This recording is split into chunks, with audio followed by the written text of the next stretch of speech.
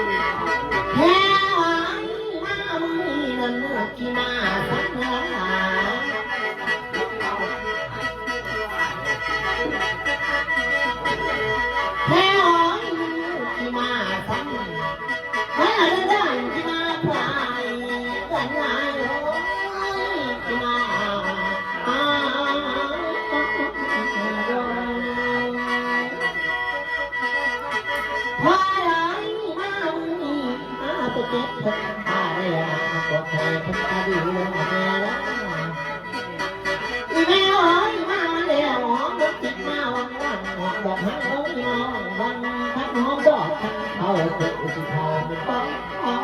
เป็นอะไรแม่เอ๋ยมาแล้วเพิ่นสิดีบ่อ้าวมาเปิดเดนี่บ่คนมาตุ๊กเขาก็มาแล้วกินแกงแม่เอ๋ยนี่บ่คนมาตุ๊กเขาก็มาแล้วกินแกงนี่บ่ถึงมันสักทีมันเพียงโอ้ยลูกน้อยเด้อลอยมาต้องยังคือติดแม่เอ๋ยนี่บ่ยังมันสักทีมันเพียง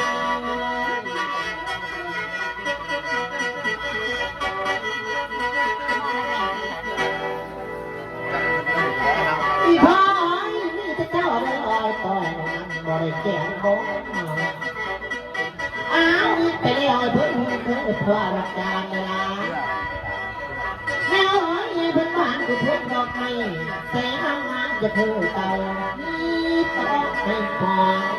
ขอร้องกระบอกให้เศร้าตัวเจ้าอย่าลาเลิกเด้อแม่เอ๋ยไปแล้วเพิ่นก็ให้ลูกตกท้องหมาท่านคิดฟ้าลูกตกท้องน้อยพี่ปันแก่เพิ่นบ้านตูนท่านก็เจ็บอยู่ปลายไหนให้ดูพักทอดดูแม่เด้อแพ้หอยไปแล้วเจ้าอย่าไปนำพี่เจ้าอย่าหนีน้ำเพิ่นกันมาลูกน้องกำลังเลี้ยงลูกน้อยดูแม่ทั้งเวลาแพ้หอยไปแล้วท่านจะมีทอนออกจิบนอกจะทักษาเสือแพ้หอยไปแล้วจนหาคนละเส้นตาเล่นน้อยเพราะว่าหน่วยมากินข้าวผัดผักมากินปลาหุ่นก้อยกินกุ้งแต่หัววีแพ้หอยมามึงนี่ท่านพี่น้องกันยังละไอตาในเอ้ยกันยังยงกระแพงแพงให้เจ้าดีเด้อแต่มือเนี่ยจะมี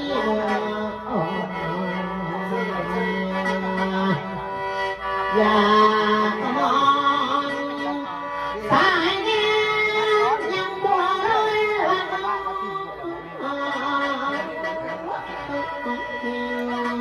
ก็ยังหาวันเลี้ยง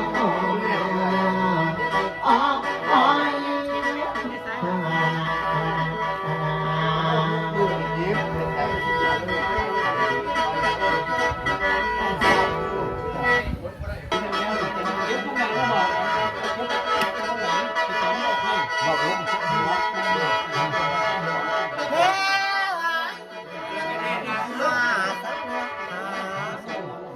ยังมาจะมาอีนางบนเล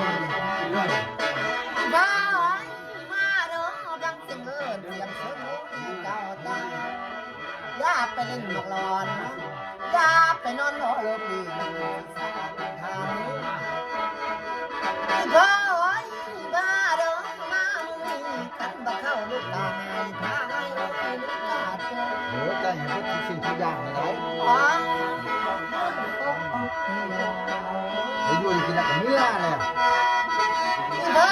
ยมาเด้อก็กันมาตามใจกันมา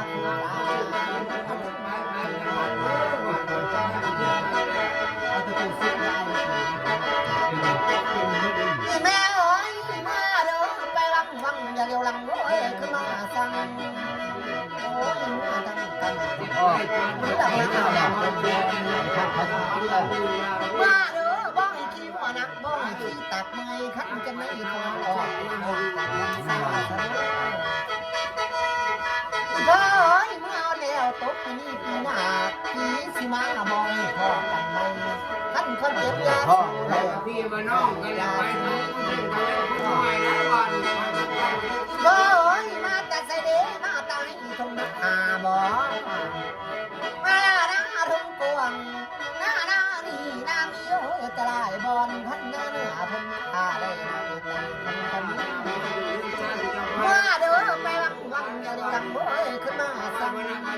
พี่น้องเด้อทางคนถือเว้นขโมยไปกันนั่งรถวันแท้โอ้ยมาแต่ใส่เด้มาทุ่งน้ำบ่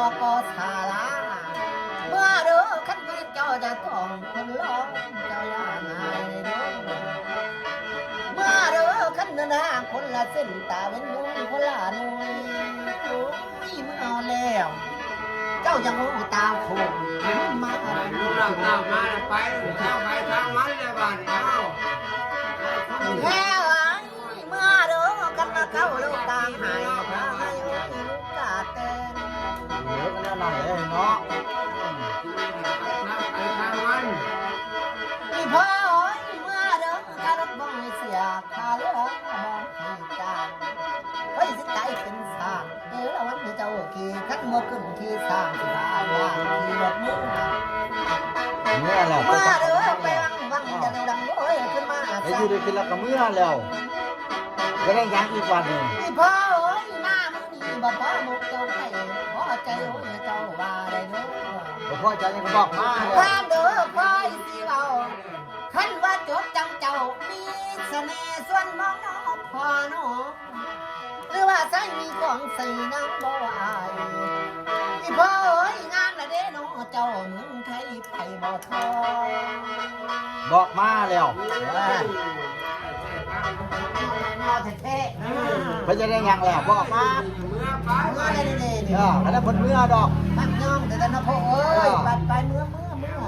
อแล้วจะอยู่ได้กินแล้วก็เมื่อแล้ว พ่อเอ้ยเมื่อติดแท้บางกระโดด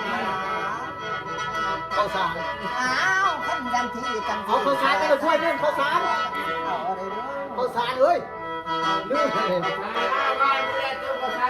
อีพ่อเอ้ยเมื่อแล้วขั้นว่าตกปีหาปีสิมาบอยพ่อกันไม่เด้อขั้นคนตกตายไม่หมดพ่อเอ้ยทั้งหน้าอาสนะเอ้ยเจ้าขี้โอ้ยเมื่อเด้อขั้นกระสุกเมื่อตอนลานสันตอน เอาโยกข้าวสารออกงอกคนละจะมาหากันเดี๋ยวเพิ่มมาเพิ่มจะช่วยฮะมาเป็นช่วยฮะมาเพิ่มเลยช่วยฮะ พ่อเอ้ยเขาสุกเมื่อตอนลานภาษาเมื่อตอน มาต้นน้องแล้ว เมื่อเด้อไปวังอย่าเร็วดังเว้ยขึ้นมาสั่งคัดเรื่องตามใจคนอยู่คัดแค่ดูตามใจคนนอด เป็นยังนั่นเลยเนาะ เมื่อเด้อต้องปีนี้ปีหน้าปีสิมาโอ้ยบอกให้ดูมันไม่ดีเนาะ ด้วยประเดี๋ยวพ่อเลยหาพ่อมาเลย ใครยาสูบ ยกข้าวสารออกงอก อี มา พ่อเอ้ยงามดอกติดนอดบ้านหลังหอมดอกหางโอ้ยนอดบ้านเก่า สารออกมาให้มาใกล้มาติดให้มาลุกมาควรไปทางคนขึ้นเป็นคนรวย พ่อเอ้ยมาเอาแล้วขันผู้อยู่ก็มีใส่ขันผู้ไปก็มีสดอ้าวเมื่อเอาแล้วยืนมัน